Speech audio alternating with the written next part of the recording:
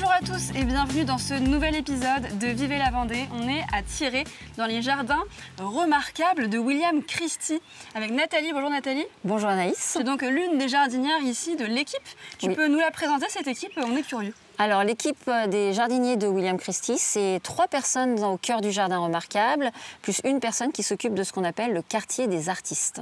Et on a aussi évidemment des jeunes stagiaires en formation et des équipes en renfort, comme on les a vus tout à l'heure, qui travaillent avec nous aux périodes plus intenses. Ah, c'est pas tout le long de l'année? Non, c'est dans les périodes les plus intenses. Et là, nous, on entre dans une période intense puisque le jardin doit être prêt pour le festival qui a lieu dans la dernière semaine d'août.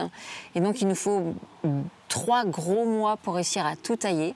Donc, on a besoin d'aide à ce moment-là dans le jardin. Est-ce que tu peux nous présenter ces jardins? Parce que je crois qu'ils sont assez méconnus des Vendéens, même si j'imagine certains connaissent, mais je veux dire, c'est magnifique, on se croirait à Versailles, enfin, c'est un mélange en plus de plusieurs styles, c'est ça? Alors, William Christie a créé ses jardins en 1985, enfin il a acheté la propriété en 1985 et depuis il a créé un jardin de toutes pièces puisque ici il n'y avait rien. Et donc quand il a créé ce jardin, il s'est inspiré de tous les jardins qu'il a pu visiter quand il était en voyage et qu'il faisait des concerts. Il a toujours visité des jardins. Et donc il a ramené des idées et puis il a travaillé avec des paysagistes et d'autres jardiniers pour créer son propre jardin. Mais la vision globale, c'était sa vision à lui. Et ici, c'est sa résidence principale? C'est sa résidence principale. Alors qu'il est franco-américain? Enfin, il est franco-américain. Il est venu ici parce qu'en fait, quand il a commencé à remettre au goût du jour la musique baroque, il a été très très bien accueilli en Vendée. Donc il a décidé de s'installer en Vendée, tout simplement. D'accord. Donc c'est-à-dire qu'en dehors des horaires ouverts au public, il peut se balader dans son jardin tout seul. C'est sa maison principale avec son potager, avec les légumes qu'il aime, son verger. Il est chez lui en fait.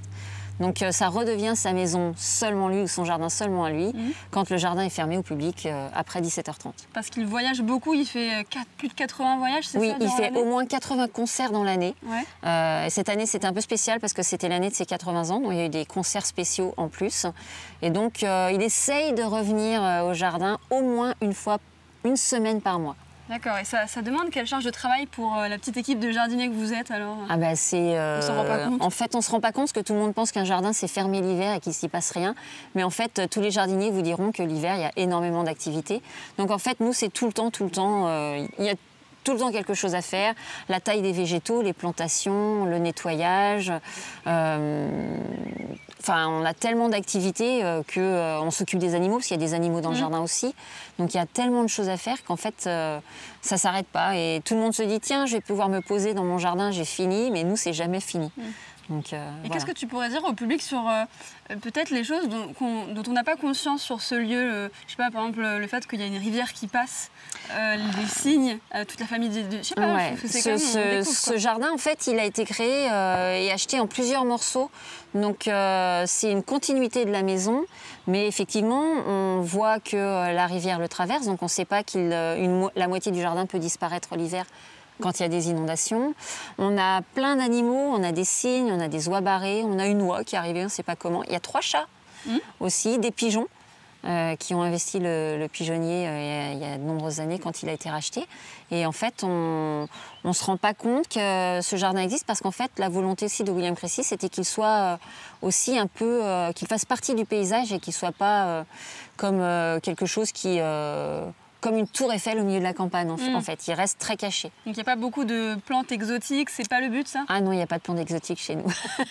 Nous, on a choisi, William a choisi au départ de créer son jardin en utilisant les végétaux de notre région. Donc on va avoir des aubépines dans les haies, on va avoir des érables champêtres, des tilleuls, des bouleaux, des choses qu'on va trouver chez nous, en fait. Ouais, ok. Et est-ce que pour le grand public, c'est ouvert tout au long de l'année où il y a vraiment des périodes? C'est quoi la politique en ce moment là, de vous ouvrir? La politique, c'est de s'ouvrir. On fait un travail pédagogique, par exemple, avec les écoles primaires et les établissements de formation de paysagistes ou les établissements horticoles. Donc on essaye d'être disponible pour eux un maximum du temps sur l'année, puisque toutes les périodes peuvent être intéressantes, y compris hiver.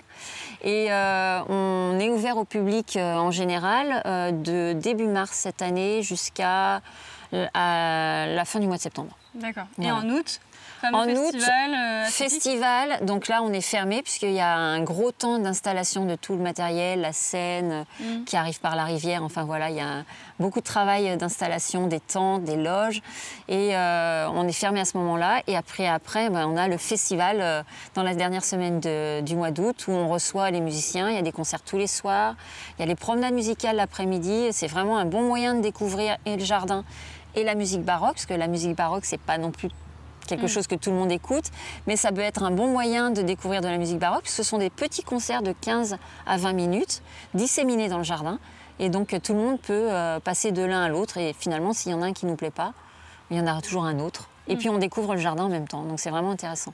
Et le jardin, il est même pensé aussi, il est en lien avec la musique. Oui, parce que William Christie, c'est un chef d'orchestre et un claveciniste. Donc en fait, il a créé son jardin pour qu'il y ait des lieux pour accueillir des duos, des trios, et des petits publics, un peu intimistes en fait.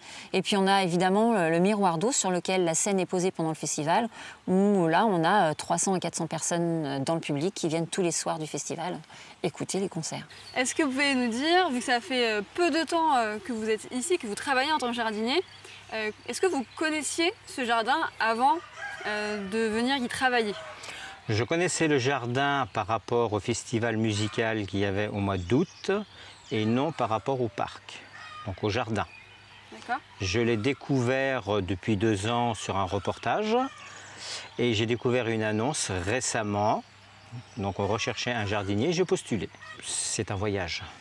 C'est-à-dire que dans la cour d'honneur, quand on va rentrer, on va voyager dans la France, on voyage un peu dans l'Italie. Ensuite, on a de l'art aux pierres, donc c'est un peu japonisant quelque part. On a un côté Versailles, le miroir d'eau.